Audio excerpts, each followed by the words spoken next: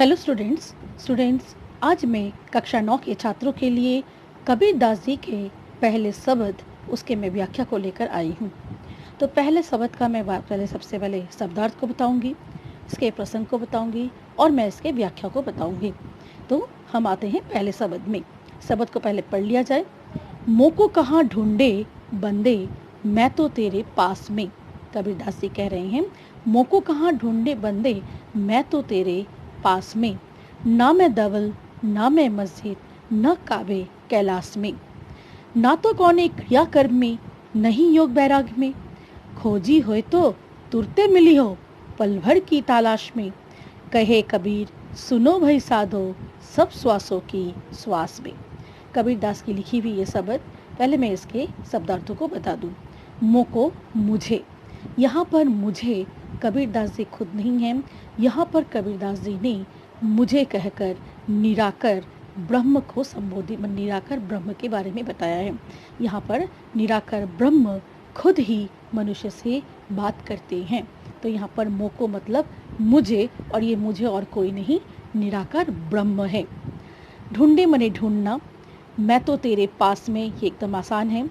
न मैं देवल, देवल मने मंदिर, ना मैं मस्जिद, न काबे, काबा हो गया मुसलमानों का पवित्र तीर्थस्थल कैलाश, हिंदुओं का पवित्र तीर्थस्थल कैलाश पर्वत।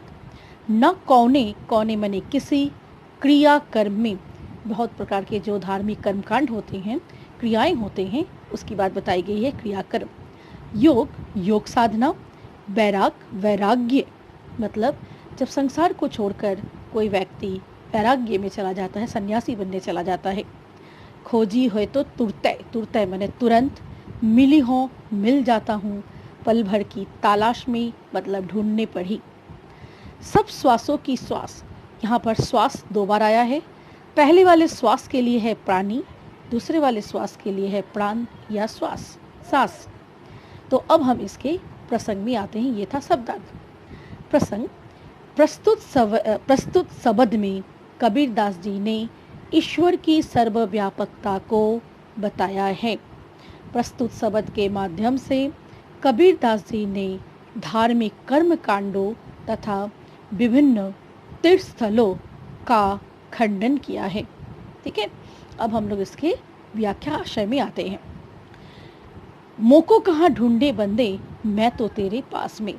कबीरदास जी कहते हैं कि निराकार ब्रह्म मनुष्य को संबोधित कर बताता है कि हे मनुष्य, तू मुझे कहाँ ढूंढता फिरता है।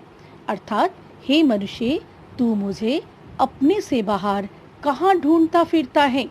मैं तो तेरे पास में, मैं तो बिल्कुल ही तुम्हारे नजदीक में हूँ, मैं तुमसे दूर नहीं हूँ, मैं तो तुमसे बिल्कुल, मैं तुम्हारे पास ही में हूँ, मैं बिल्कुल ही तुम्हारे नजदीक हूँ।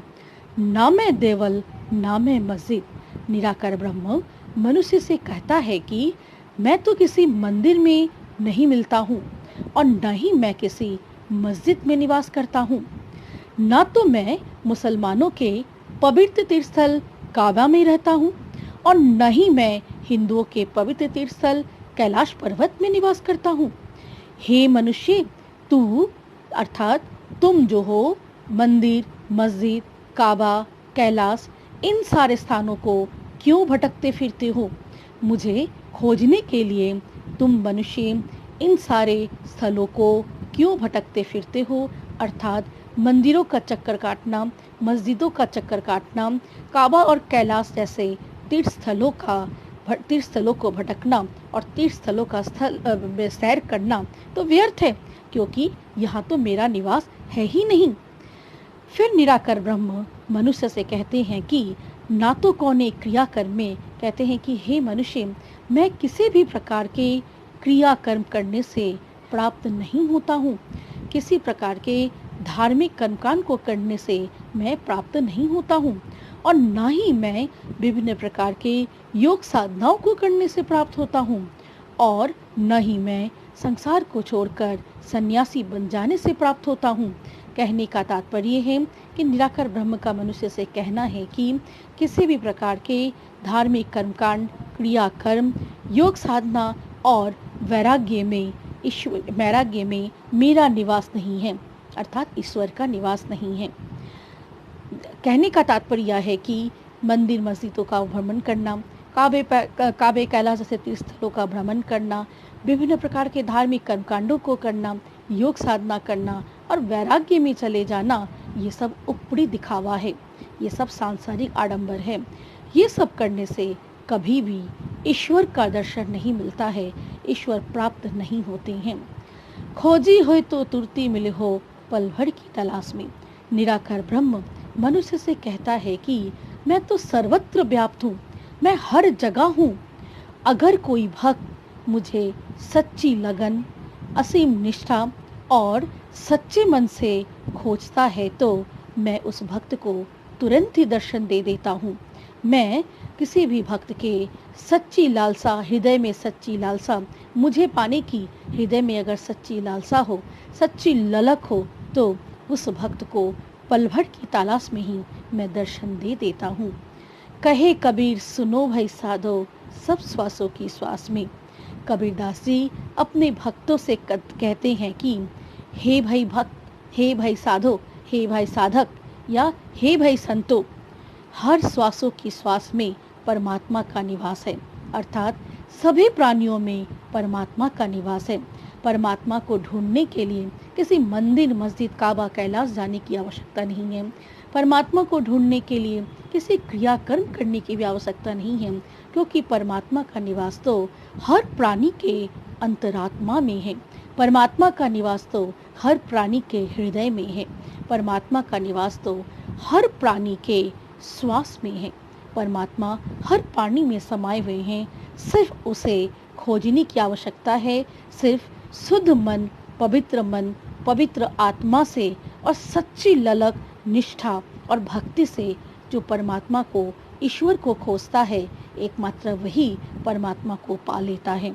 तो यहाँ पर हम ईश्वर की सर्वव्यापकता को कबीरदास जी द्वारा देखते हैं। ये था इसका आशय।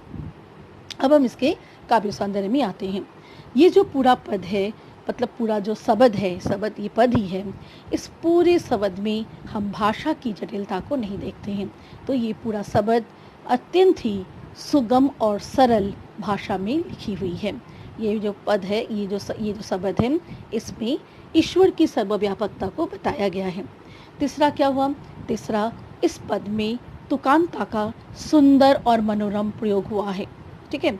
इसके बाद हम देखते हैं काबे कैलाश में क की आवृत्ति, कौनी क्रियाक्रम में क की आवृत्ति, योग वैराग में ग की आवृत्ति, उसके बाद सब श्वासों की श्वास में स की आवृत्ति के कारण अनुप्रास अलंकार है। सब श्वासों की श्वास में यमक अलंकार है। श्वास का एक अर्थ हुआ प्राणी और श्वास का दूसरा अर्थ हुआ सांस।